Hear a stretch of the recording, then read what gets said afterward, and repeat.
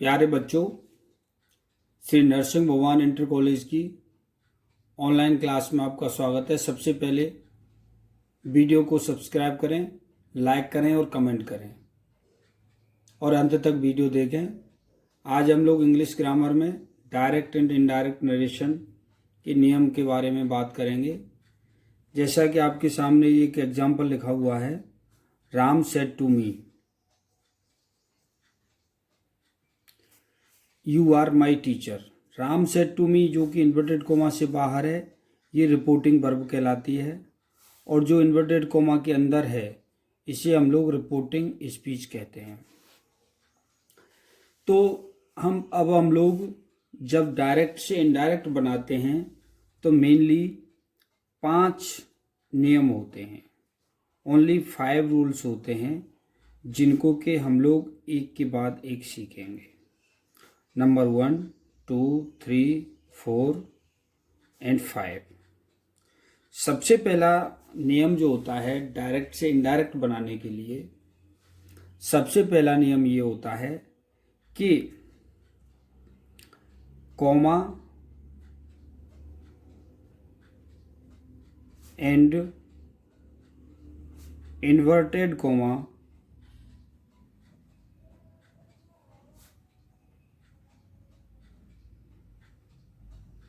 को हटाकर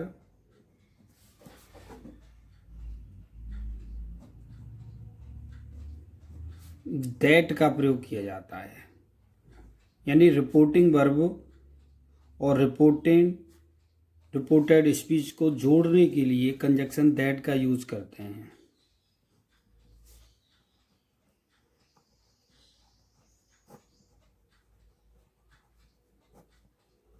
आराम से समझते रहिए, बिल्कुल धीरे धीरे आपको बताया जा रहा है। नंबर दूसरा जो नियम होता है, अगर सेड टू है, रिपोर्टिंग वर्ब में सेड टू का प्रयोग होता है, तो सेड टू को टोल्ड में बदल देते हैं।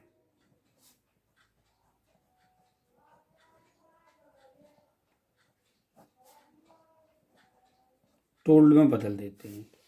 नंबर तीसरा जो नियम होता है वो रिपोर्टेड स्पीच का टेंस परिवर्तन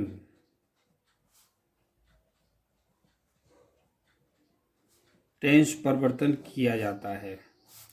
और नंबर 4, रिपोर्टेड स्पीच में प्रोनाउन का चेंज किया जाता है। और नंबर 5 लास्ट जो नियम है वो अन्य शब्दों का परिवर्तन।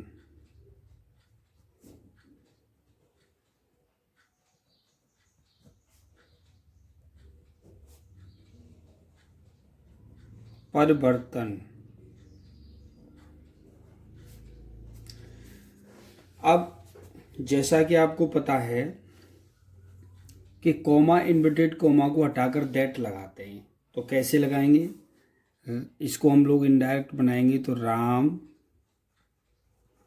Told me that I was, my को बदल करके हम लोग हिज बना देंगे, हिज टीचर। ये आपका इनडायरेक्ट बन गया। ये क्या है? इनडायरेक्ट। और ये क्या है? डायरेक्ट। तो हमने सेड टू को टोल्ड में बदल दिया, रिपोर्टिंग वर्ब और रिपोर्टेड स्पीच को जोड़ने के लिए दैट कंजक्शन का प्रयोग किया। यहाँ आर आता, यहाँ वाज कर दिया, तो ये टेंस परिवर्तन किया है। माई को हिज में बदला है, तो ये आपका प्रोनाउन का चेंजमेंट है। तो पहला नियम क्लियर है, कॉमा और इन्वर्टेड कॉमा को हटा करके दैट लगा देते हैं। दूसरा नियम, सेड टू अगर आया है, सेड टू, तो उसको हम लोग टोल्ड में बदल दिया है। ये भी क्लियर हो गया। और नंबर 3 आता है टेंस का परिवर्तन करना। तो टेंस का परिवर्तन क्या, रिपोर्टेड स्पीच में टेंस परिवर्तन किया जाता है। अगर प्रेजेंट इंडेफिनिट है, इंडेफिनिट को पास्ट इंडेफिनिट में बदल देते हैं, और प्रेजेंट कंटिन्यूअस को पास्ट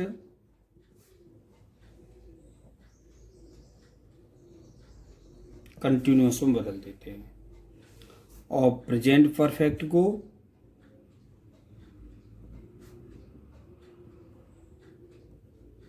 अगर डायरेक्ट स्पीच में प्रेजेंट परफेक्ट टेंस का वाक्य है तो उसे हम लोग पास्ट परफेक्ट में बदल देते हैं, और प्रेजेंट परफेक्ट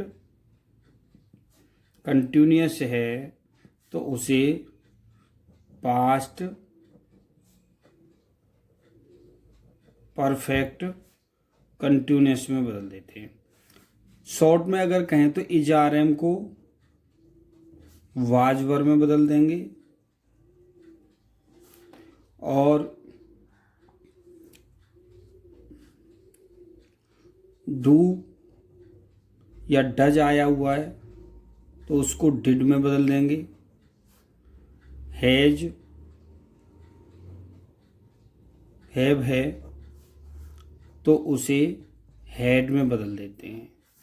ये आपका टेंस परिवर्तन का नियम है। अगर पास्ट रिपोर्टेड स्पीच में पास्ट इंडेफिनिट है तो उसे पास्ट परफेक्ट में बदल देते हैं। किसमें बदल देते हैं? पास्ट परफेक्ट में। अगर पास्ट कंटिन्यूअस है तो उसे पास्ट परफेक्ट कंटिन्यूअस में बदल देते हैं। अगर आपका पास्ट परफेक्ट कंटिन्यूअस है, पास्ट परफेक्ट कंटिन्यूअस है तो उसको नोचे, कोई भी बदलाव उसमें नहीं करते हैं। अगर फ्यूचर इंडेफिनिट है, कहने का मतलब है फ्यूचर इंडेफिनिट है, या फिर ऐसे कहा जाए कि बिल को वुड कर देते हैं और सेल को शुड कर देते हैं। यही नियम पूरे फ्यूचर के टेंसेस के लिए कवर कर लेगा। कैन आया हुआ है तो उसे कुड कर देते हैं, मे आया है तो उसे माइट कर देते हैं। इस तरह से टेंस परिवर्तन का, अगर इज आर एम है तो उसे वाज वर कर देते हैं। ये टेंस परिवर्तन का नियम है, ये चार्ट हमको याद करना पड़ता है। इस तरह से हमारा यहाँ पर पॉइंट 3 क्लियर होता है। दिए हुए एग्जाम्पल में टेंस परिवर्तन किस तरह से किया गया है। इज आर एम का प्रयोग हो रहा है इसमें, तो हमने इज आर एम को वाज वर में तब्दील कर दिया है। इसके बाद में प्रोनाउन का चेंज, ये चेंज बड़ा ही महत्वपूर्ण है। इसको समझने के लिए सबसे पहले हमको प्रोनाउन का टेबल याद करना पड़ेगा। कैसे होता है? प्रोनाउन में फर्स्ट पर्सन होता है आई और बी, सेकंड पर्सन होता है यू, इसके बाद में थर्ड पर्सन आता है।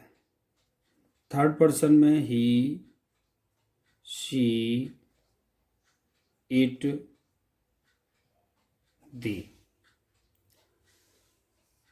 आई ये नॉमिनेटिव केस है।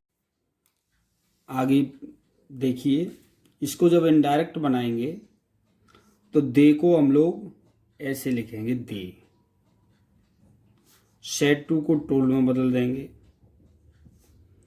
और मी लिख देंगे।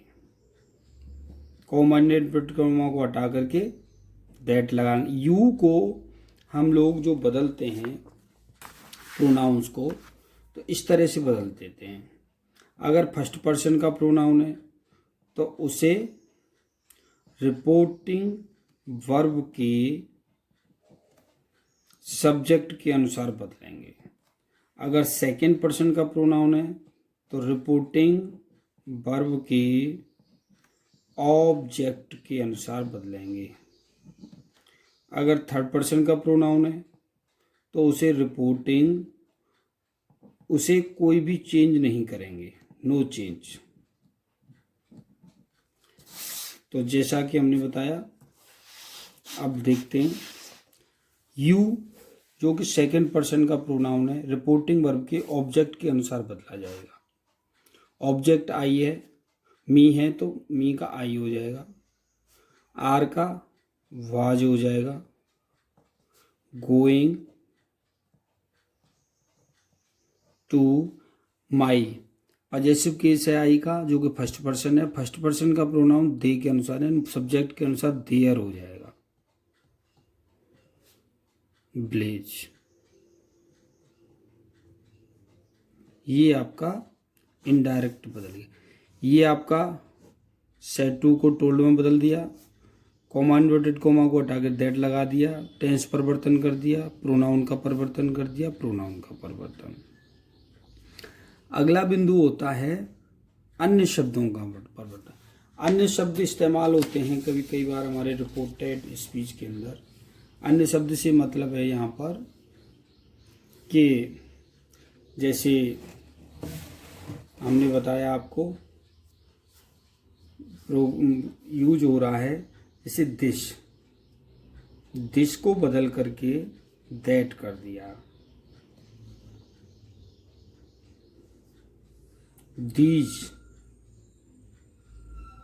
दीज को बदल करके दोज कर दिया,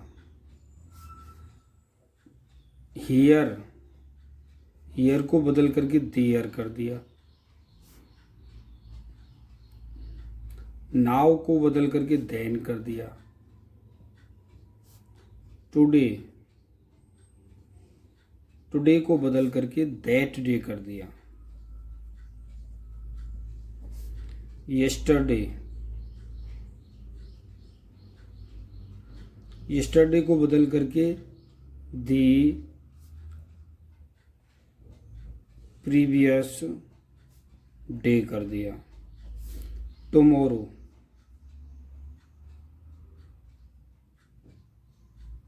टुमारो को बदल करके दी नेक्स्ट डे।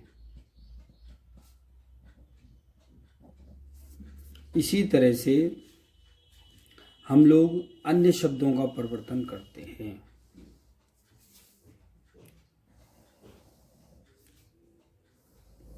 तो हमें उम्मीद है आपको डायरेक्ट से इनडायरेक्ट बनाने की नियम पता लगा होगा। आप लोगों को एक्सरसाइज अपनी बुक जो ग्रामर की है उसमें डायरेक्ट एंड इनडायरेक्ट नरेशन से संबंधित जो एक्सरसाइज है उसको आप लोग करेंगे और ज़्यादा से ज़्यादा अभ्यास करेंगे तो मैं समझता हूँ आप डायरेक्ट और इनडायरेक्ट बनाने में योग्य हो जाएंगे। अब वीडियो को ज़्यादा से ज़्यादा कमेंट करें, लाइक करें और सब्सक्राइब करना नहीं भूलें। धन्यवाद।